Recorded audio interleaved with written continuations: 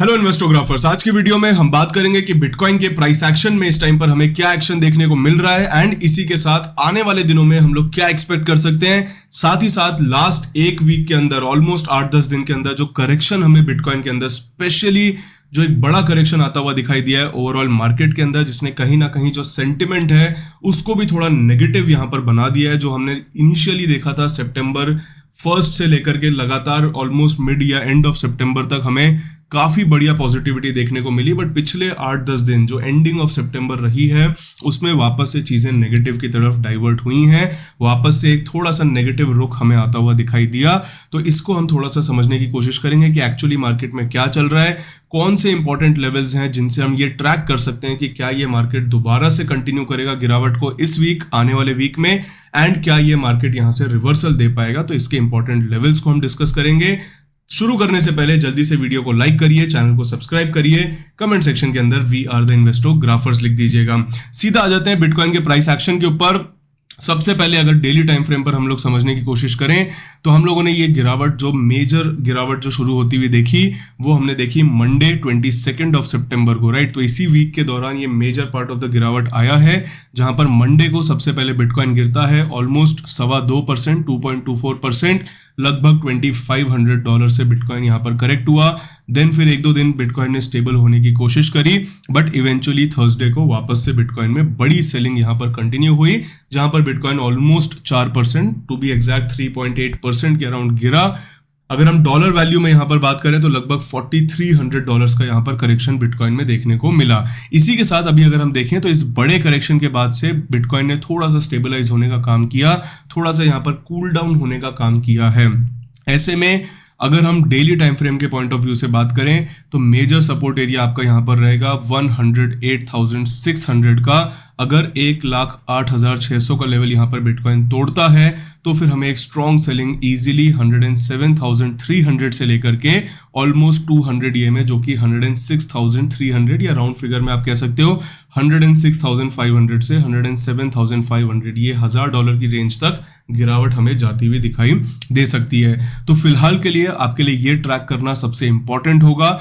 इसी के साथ अगर हम अपसाइड की यहां पर बात करें कि भले ही एक पूरी रैली या पूरा रिकवरी हमें देखने को ना मिले, बट एक अपसाइड, एक बाउंस बैक का अगर कंटिन्यूएशन हमें देखना है तो एटलीस्ट 109,700, 109,800 का जो जोन है इसके ऊपर बिटकॉइन को सस्टेन करके दिखाना होगा।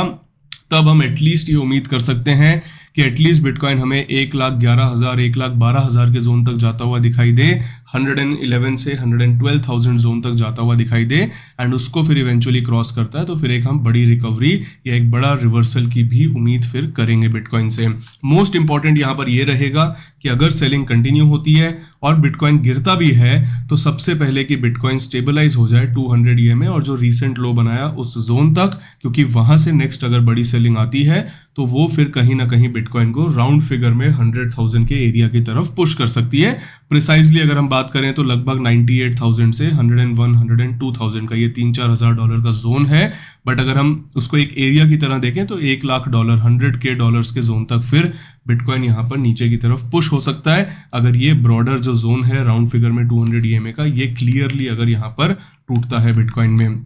इसी के साथ अगर हम थोड़ा सा स्मॉलर टाइम फ्रेम पर जाकर के प्राइस एक्शन को देखें तो जैसा कि मैंने आपके साथ डिस्कस किया, ऑलरेडी हमने पिछले 2-3 दिन में डिस्कस किया कि अगर आप एक शॉर्ट टर्म ट्रेडिंग करना चाहते हैं तो ऑब्वियसली आप यहाँ पर स्कैल्पिंग कर सकते हैं। दोनों रेजिस्टेंस को पकड़ के ऊपर से रिट्रेस होने लगे तो आप इसमें ट्रेड लीजिए शॉर्टिंग साइड का, नीचे से बाउंस बैक आए तो आप उस शॉर्ट को क्लोज करो और लॉन्ग साइड का तो छोटे छोटे स्कैल्पिंग ट्रेड आप यहाँ पर ले सकते हो। अगर थोड़ा उससे मेजर ट्रेड आपको लेना है जो कुछ घंटों के हिसाब से अगर आप लेना चाहो तो वहां पे फिर आपको 109,800 के जोन को ट्रैक करना होगा। अगर हम 1 आवर टाइम फ्रेम पर भी देखें तो वही इस टाइम पर सबसे मेजर रेजिस्टेंस निकल करके आया है। इसके ऊपर अगर बिटकॉइन सस्टेन करता है, वो सस्टेन जो है वो आप स्मॉलर टाइम फ्रेम पर भी उसको कंफर्मेशन के लिए देख सकते हो 15 मिनट 30 मिनट पर। अगर यहाँ से ब्रेकआउट एंड बाउंस बैक आता है इस वाले जोन का तो फिर बिटकॉइन में एक शॉर्ट टर्म रिवर्सल हमें मिल सकता है। जो इसको सबसे पहला जोन रहेगा 110,600 का, उसके बियॉन्ड फिर आपका 111 से 111,500 का जोन बन जाएगा। इथीरियम की अगर हम यहाँ पर बात करते हैं, डेली टाइम फ्रेम पर अगर हम देखें तो काफी स्ट्रॉन्ग गिरावट इथीरियम ने ली है। ऑब्वियसली सबसे बुरी बात इस टाइम पर यही है कि इथीरियम जो एक स्ट्रॉन्ग मोमेंटम के अंदर था, वहां पे थोड़ा सा लॉस ब्रेक होने का काम हुआ है। बट अगर आप पैटर्न वाइज देखो, it is very similar to जो यहाँ पर मई जून के टाइम पर हुआ था, जहां पे इथीरियम ने एक बार के लिए ही सही बट सपोर्ट अपना तोड़ा था, बट फिर वहां से रिकवर करके रैली को शुरू किया था। तो this is one of the examples कि कैसे हमने क्रिप्टो मार्केट में बार बार देखा है कि सडन जो सेलिंग आती है वो जनरली कई बार इस चीज का अंदाजा आपको देती है कि बड़े लोग जो हैं वो छोटे ट्रेडर्स को यहाँ पर लिक्विडेट करना चाहते हैं, सप्लाई क्रिएट करना चाहते हैं, ताकि वो लोग वहां पर बाइंग कर पाएं और फिर मार्केट इवेंचुअली चले। तो इसी के साथ अगर ये सेम चीज यहाँ पर रिपीट होती है तो उसका सिग्नल यही होगा कि मार्केट बहुत ज्यादा गिरना कंटिन्यू करने की बजाय यहाँ पर थोड़ा सा साइडवेज होके फिर eventually reversal they they. But अगर मार्केट रिजेक्ट होके गिरना कंटिन्यू करता है तो फिर ये थोड़ी लंबी गिरावट का इंडिकेशन हो सकता है। तो मोर और लेस हमको ये देखना है सबसे पहली चीज तो कि 2-3 दिन से जो जोन में चल रहा है इसको अगर तोड़ के क्लियरली स्ट्रॉन्ग रेड कैंडल से गिरना स्टार्ट करे एंड इवेंचुअली फिर अगर 3850 का जो राउंड फिगर है वो जोन अगर ब्रेक यहाँ पर हो जाता है तो फिर नेक्स्ट हमें जो नेक्स्ट मेजर सपोर्ट जोन रहेगा वहां तक गिरावट आती हुई दिख सकती है, जो कि लगभग 3350 से लेकर के 3500 के जोन तक मिल सकती है। XRP की तरफ अगर हम लोग देखें, सिमिलर ही XRP में भी ऑलमोस्ट सिचुएशन है, मेजर सपोर्ट जोन की तरफ है। अगर 2.65 से लेकर के 2.7 डॉलर्स का जो जोन है ये क्लियरली और स्ट्रांगली अगर ब्रेक यहाँ पर होता है तो फिर गिरावट हमें नीचे की साइड 2.5 डॉलर्स एंड नीचे 2.3 डॉलर्स तक भी जाती हुई दिख सकती है।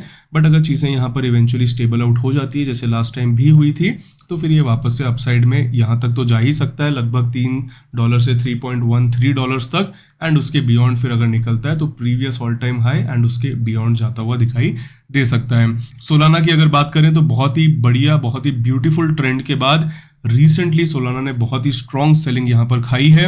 अगर सोलाना यहाँ पर गिरना कंटिन्यू करता है, सपोर्ट भी अपना $190 का जो रिसेंटली बना है उसको ब्रेक कर देता है, तो कहीं ना कहीं सोलाना नीचे की साइड 175 180 तक पुश हो सकता है।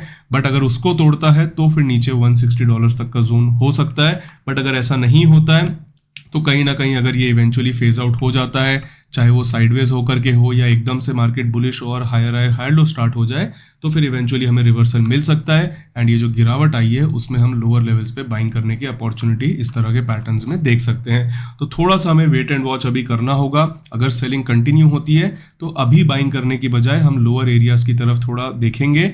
बट अगर ऐसा नहीं होता है तो फिर हमें थोड़ा सा एक बार वेट करना है कि या तो साइडवेज होने के बाद ब्रेकआउट आए या फिर एक हायर लो पैटर्न मिले तो हम कंफर्मेशन मान के फिर वहां पे बाइंग करने के लिए कंसिडर करें। इसी के साथ कार्डानो की अगर बात करें, वहां भी ऑलमोस्ट सिमिलर ही सिचुएशन है। सपोर्ट हमें 75 सेंट का दिख रहा है, वो अगर टूटा तो प्रीवियस लो जो रिसेंट बना है 68-69 सेंट वहां तक गिरावट मिल सकती है। बट इवेंचुअली अगर ब्रेकआउट वापस से आता है 79-80 सेंट्स के जोन का तो फिर हमें ये रिवर्सल होकर के वापस से रीसेंट हाईज तक जाता हुआ दिखाई दे सकता है। तो ये ओवरऑल व्यू है इस टाइम पे मार्केट का। बात करी जाए तो ऑब्वियसली थोड़ी नेगेटिविटी है। नेगेटिविटी के टर्म्स में अगर आप देखो तो पर्टिकुलरली कोई बहुत मेजर रीजन नहीं है, बट यही है कि जो जियोपॉलिटिकल टेंशन वापस से मार्केट में आई है, कहीं ना कहीं चीज़ों को लेकर के अनसर्टेनिटी दिखाई दे रही है एंड जिस तरीके से ट्रम्प बहुत ज़्यादा टैरिफ की तरफ चल रहा है तो कहीं ना कहीं मार्केट को ये डर लग रहा है कि टैरिफ की वजह से अगर इन्फ्लेशन यहाँ पर स्पाइक होता है तो शायद रेट कट्स कम हो जाएं या फिर पॉज यहाँ पर वापस से होते हुए दिखाई दें। तो ये चीज़ें थोड़ा बहुत कंसर्न क्रिएट कर रही हैं। साथ ही साथ हमें इस वीक ये भी ध्यान रखना है कि कुछ इंपॉर्टेंट डेटाज भी यहाँ पर आते हुए दिखाई देंगे। उन डेटास पे अगर हम बात करें तो बेसिकली आपको मैन्युफैक्चरिंग का PMI आता हुआ दिखाई देगा एंड सबसे मेन डे की अगर मैं बात करूं तो फ्राइडे को हमें 3 डेटा आते हुए दिखाई देंगे। सबसे पहला नॉन फार्म पेरोल्स, जो कि बेसिकली कितने जॉब्स क्रिएट हुए वो डेटा होता है। अनएम्प्लॉयमेंट रेट आएगी कि कितनी अनएम्प्लॉयमेंट रेट निकल करके आई है एंड इसके अलावा आपकी ISM का सर्विसेज PMI। अब 2 इंपॉर्टेंट डेटा जो है वो है अनएम्प्लॉयमेंट रेट और नॉन फार्म पेरोल्स, यानी कितने जॉब्स ऐड हुए हैं एंड इसके अलावा अनएम्प्लॉयमेंट रेट क्या रही है। लास्ट मंथ भी हम लोगों ने देखा इन दोनों डेटा के बेसिस पर मार्केट काफी खुश हुआ था क्योंकि अनएम्प्लॉयमेंट इंक्रीज हुआ था एंड जो पेरोल्स यानी जो जॉब्स थे वो यहाँ पर बहुत ही कम ऐड हुए थे। तो इससे मार्केट को ये दिखा कि अगर मार्केट में इकोनॉमी टाइट हो रही है, जॉब मार्केट वीक हो रहा है, तो कहीं ना कहीं रेट कट्स यहाँ पर गारंटी गारंटीड है और जो हमें होता हुआ भी दिखा।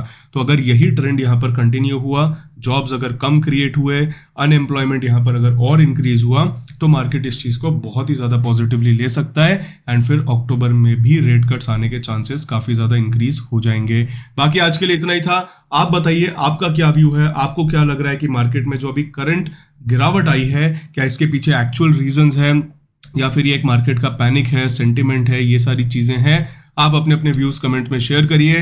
एंड इसी के साथ जो एक बहुत बड़ा सवाल सबके दिमाग में इस टाइम पर चल रहा है, बहुत ज़्यादा सब लोगों ने पेन झेला है, जितने भी लोग क्रिप्टो में इन्वेस्टेड हैं, हम लोगों ने भी बहुत पेशेंस रखी है, बहुत समय से इंतजार कर रहे हैं। तो कहीं ना कहीं अब ये भी सवाल मन में आना स्टार्ट हो गया होगा, जो रिसेंट गिरावट एक हफ्ते में देखी, 2025 में जो 3 महीने बचे हैं इसके अंदर कुछ हो सकता है, bull run and alt season आ सकता है, या अब आप भी 2026 की तरफ देख रहे हैं। अपना अपना व्यू बताइए, फिर मिलेंगे, तब तक के लिए थैंक यू। जय हिंद, जय भारत।